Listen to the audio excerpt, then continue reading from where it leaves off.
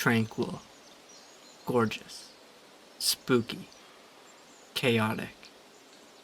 These are just some of the feelings that come to mind when I'm playing Peter Jackson's King Kong, the official game of the movie, in what I believe to be the most cinematic game. You may be saying Red Dead Redemption 2 feels like a movie with its cutscenes, or The Last of Us was pretty much a movie, or whatever your favorite narrative-based video game is. But hear me out. I get this feeling when I see a beautiful shot in a movie.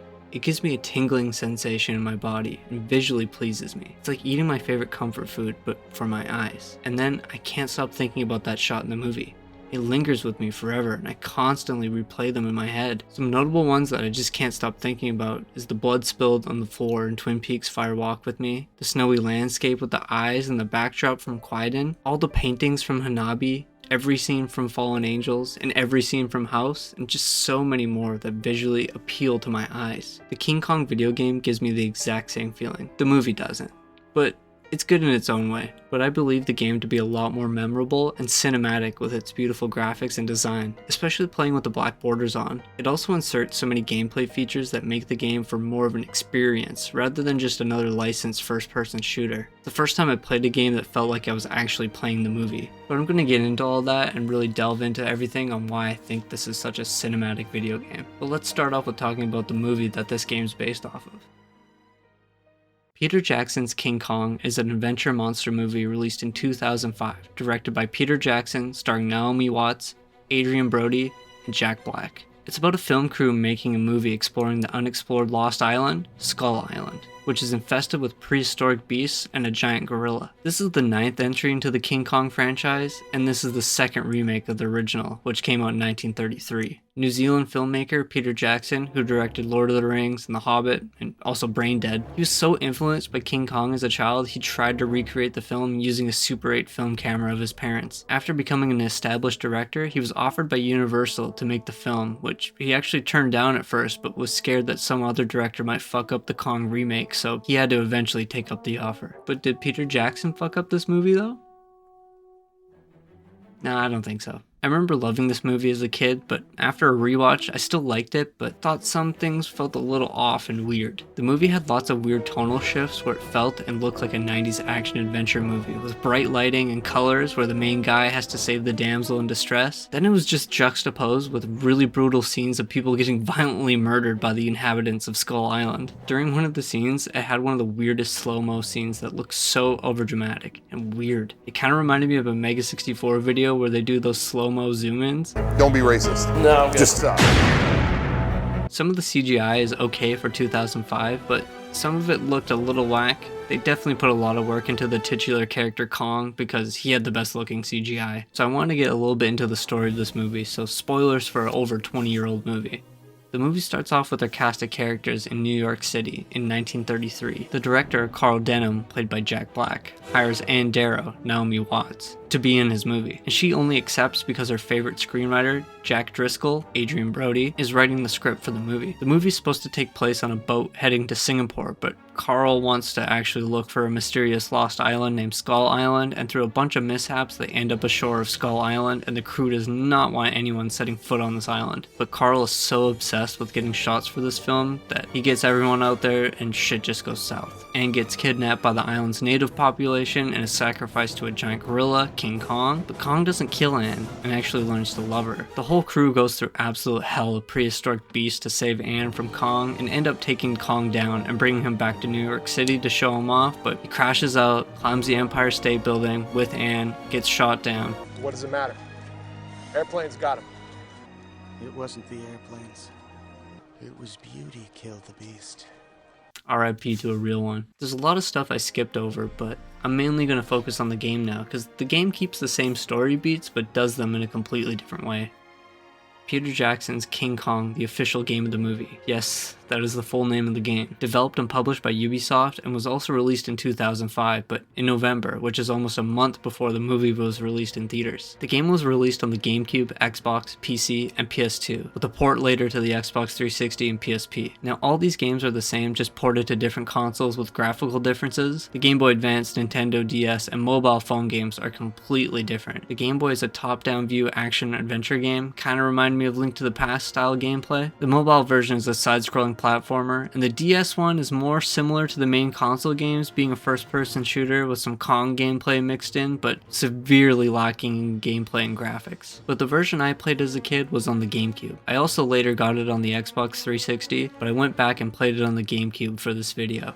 The game was directed by Michel Ancel, who's the creator of Rayman, and he left the production of Rayman 3, which is one of my favorite games of all time, to make King Kong, which is also one of my favorite games. But Michel Ancel worked closely with Peter Jackson to try and make a game that Peter Jackson would be proud of, and they even got the entire cast of the movie to voice their in-game characters. The whole Ubisoft team wanted to make their mark on licensed games, which they did. This game is absolutely phenomenal in every way, and let's see how those developers left their mark with the gameplay of this game and why I think it's so cinematic. The game has you start off playing as Jack, on his way by rowboat to Skull Island. After washing up on shore and gaining full control of Jack, you can walk around and really see the beauty of this game. The graphics are so good for the time that this game came out. The models of the characters look good, and the actors killed it with their voices. I really love the colors and lighting of this game because there's such a mix of different environments and different colors that give off its own beauty, but it has such a muted tone to it that fits this dreadful vibe of an unexplored, dangerous island. Every time I look around the environment, I have to stop and appreciate every detail. This makes the whole game feel like a cutscene, and you can really see all the beauty unobstructed because there's no HUD. At least it's turned off by default. You may be wondering how you play this game without a HUD, and your first tutorial shows you how. You run into some dangerous giant crabs you gotta fight off, but first you need a weapon, and the character Hayes has a gun for you. You press the A button to focus on the character, and press A again to recede or trade weapons with any of the NPCs. You can even have just a quick chat with them if you want.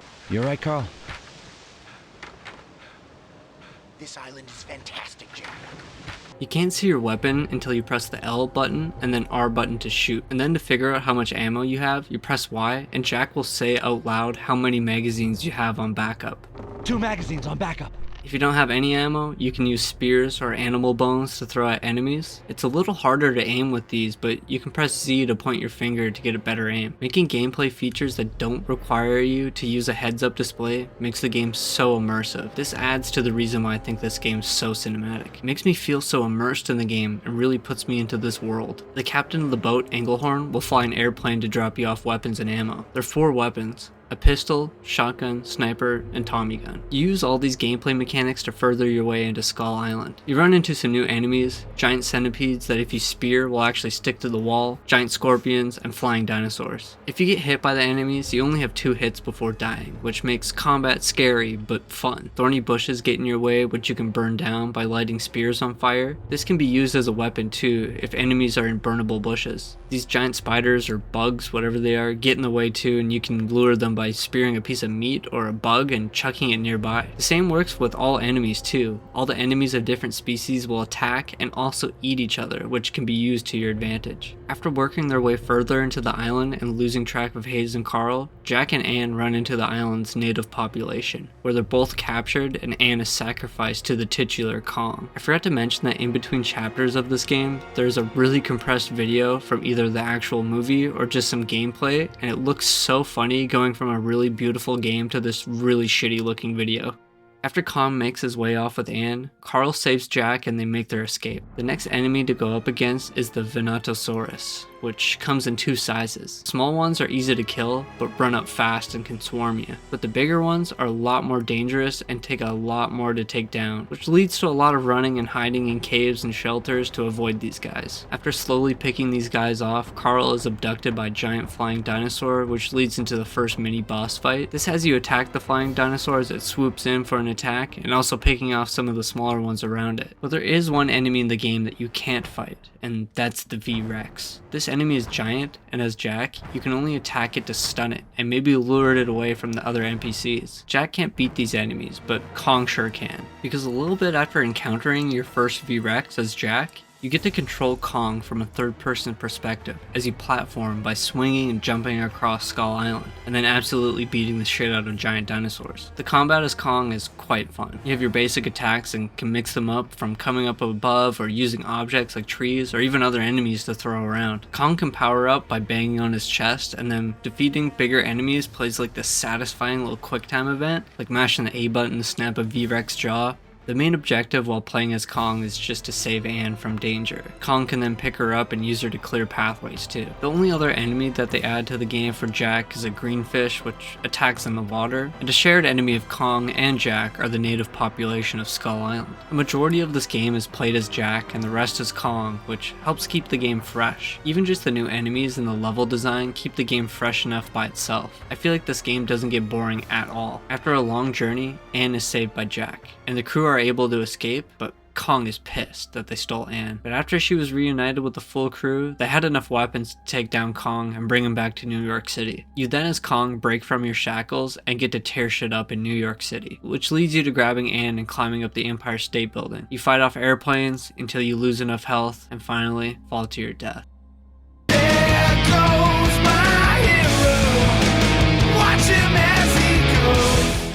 But if you go through the levels again and get a high enough score, you can unlock an alternative ending where you play as Jack and Anglehorn in a plane shooting down the other planes to save Kong, which gives him time to escape and get on the boat back to Skull Island. I did not get enough points for this and just used cheat codes to unlock everything. The only reason I knew about the cheat codes is because I got halfway through this game and the game crashed and I did not save. So I had to unlock all the levels to play where I left off. Along with this alternate ending, you can also unlock extra walkable levels that show off concept art and models of the enemies, as well as a mirror mode for the game and filters that honestly make the game's lighting and graphics that I love look worse. This game was so phenomenal and groundbreaking for its time, but you don't need me to tell you that. There's so many fantastic videos talking about what makes this game so good, but I feel like I have to get my own thoughts of this game out there just to get it off my chest because it has sat with me as one of my favorite games for so long, and the reason I think that is because it really makes me feel like I'm playing a movie. It has immersive gameplay features that make the game feel fresh and makes future playthroughs still fun. The actual graphics have such a nice lighting and color to them that just staring at any scene looks so cinematic and beautiful, which had me getting lost looking at all the amazing detail in all the landscapes. If you haven't played this game, I highly suggest you go and play it. And if you have played it, it's definitely worth a replay. The immersive gameplay and beautiful graphics still hold up with games that come out today. Definitely the most cinematic game I've ever played.